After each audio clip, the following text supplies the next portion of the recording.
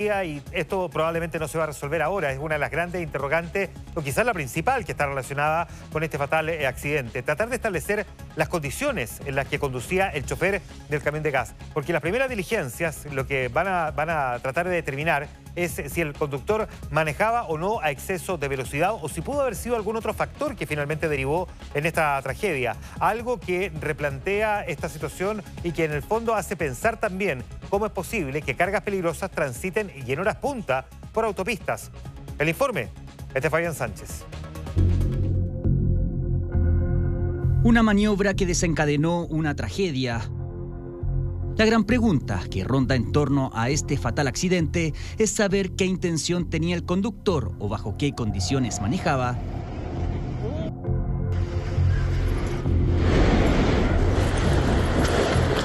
El registro de cámaras de seguridad, el tacógrafo del camión y el relato de testigos serán clave para determinar lo que ocurrió. Las diligencias realizadas aportarían las primeras luces sobre lo sucedido. El relato del conductor que iba justo detrás de la máquina permite entender la dinámica del fatal accidente.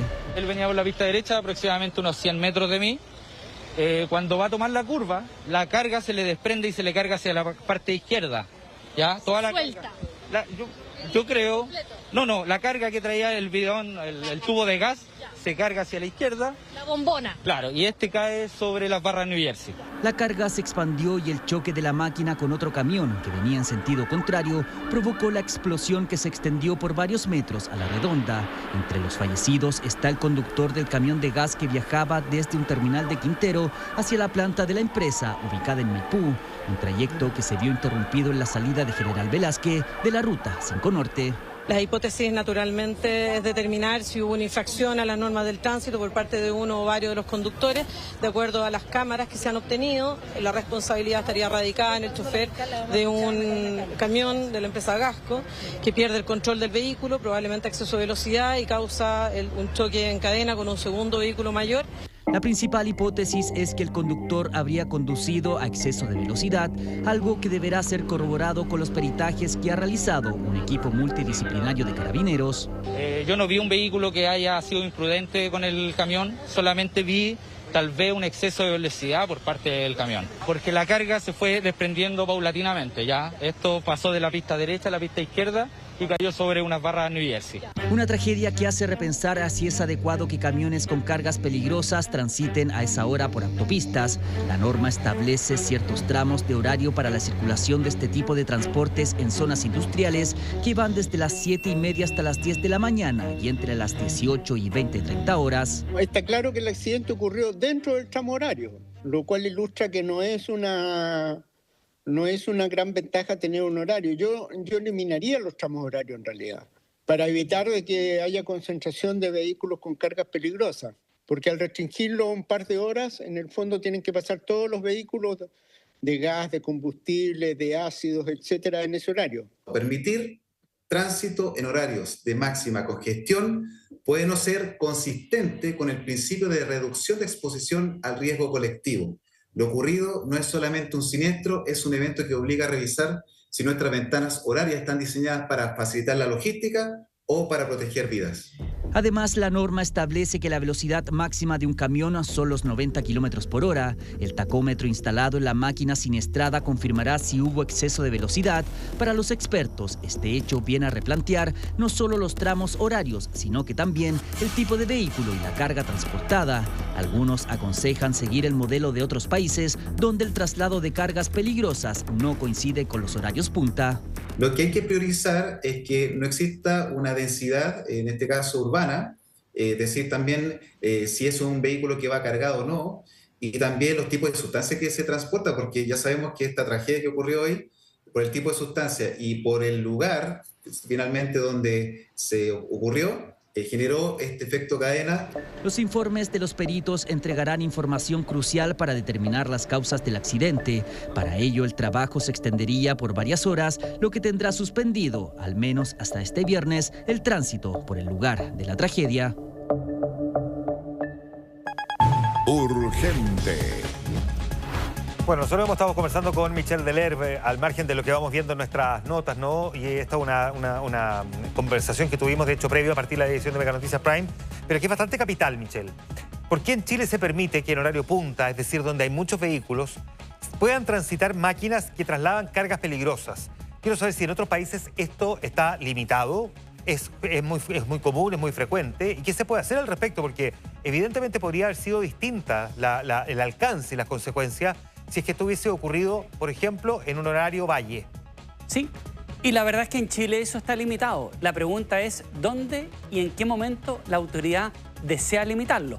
Voy a ir a algo muy común y corriente que vemos nosotros cuando entramos a un túnel, por ejemplo, y el túnel dice no está permitido el ingreso de camiones de materiales peligrosos. Cargas peligrosas. Es cierto. Y estas cargas peligrosas no es solamente el gas. Tenemos ácido, tenemos explosivos, tenemos muchas veces...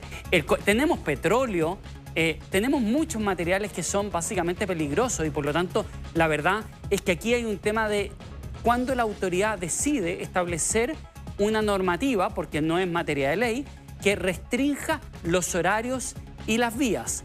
Ahora, tenemos otro tema también. Perdona, ¿pero existe la normativa que lo restringe o no existe una normativa? Sí, bueno, va a depender del lugar y está, entre otras cosas, la autoridad de transporte, principalmente, ¿no? Lo que tiene que ver con el Ceremi y puede determinar, por ejemplo, en la ruta 5, si mal no recuerdo, en fines de semana largo, con alta congestión, hay restricciones. Ahí se limita, pero no estaba limitado que el camión transitara por esta ruta a la hora en que lo hizo. Básicamente estaba autorizado, hasta donde yo entiendo, esta ruta, porque además es una ruta que es común precisamente por el origen y el destino que hay respecto de estos parques industriales y de almacenamiento de este tipo de materiales. Lo que sí entiendo está limitado es la velocidad. Sí, la velocidad, pero además desde el punto de vista del tránsito, estos camiones tienen que transitar por la vía derecha, por la pista derecha, eventualmente, obviamente, traspasar el eje central de la calzada para superar algún vehículo, algún obstáculo. Pero, que es otro elemento que no sabemos todavía y que tiene que ver cuáles son las condiciones que enfrentó el conductor antes del accidente. Ya, porque nosotros hemos visto, y lo comentábamos también antes de Mega Noticias Prime, por ejemplo, los camiones que llevan ácido rumbo a las minas y que suben por el eje Alameda, Providencia, Apoquindo, Las Condes, ¿no? Para llegar hacia el final, ¿no? Y vemos que a veces transitan a alta velocidad, pero trasladando ácido.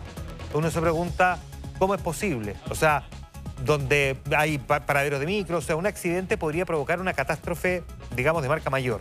¿Eso en otros lugares está permitido o está regulado? Está regulado. Porque básicamente, hablemos que en general estos materiales peligrosos muchos responden a funciones esenciales para nuestro funcionamiento como sociedad. Sí, sin duda. Y por lo tanto, están regulados. O sea, por de pronto el petróleo. Por lo tanto, el petróleo. De pronto el gas. El gas, o sea, estamos hablando de hidrocarburos que se requieren. Si nadie está diciendo, no, que se va... No, es evidente, todos entendemos. O sea, todos entendemos que son elementos que se necesitan. La pregunta es si se puede limitar de alguna manera para tratar de limitar también una tragedia de esta naturaleza. Se puede, y eso es algo que yo creo que tienen que conversar. Aquí nos pasa la cuenta un poquito la fragmentación. La mirada de estas normativas deberían incorporar a la autoridad de transporte probablemente, a la autoridad de energía asociada al manejo de los combustibles, principalmente para evaluar bien el riesgo, probablemente a las policías para determinar, entre otras cosas, cuáles son las mejores condiciones e incluso en horarios determinados, por ejemplo, poner mayor fiscalización policial, lo que tiene que ver con el control de flota.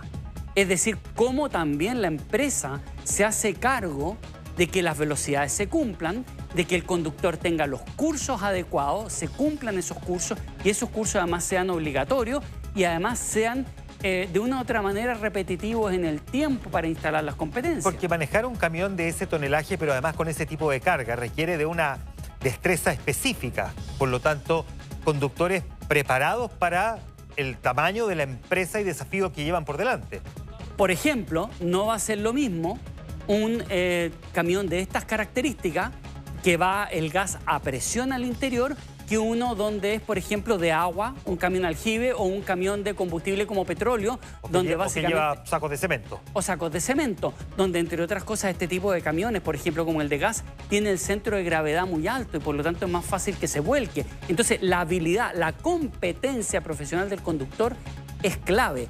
Y ahí yo creo que falta integrar a los diferentes actores del Estado con el sector privado para establecer normas y estándares que sean debidamente establecidos, regulados y también fiscalizados. Vamos con Felipe.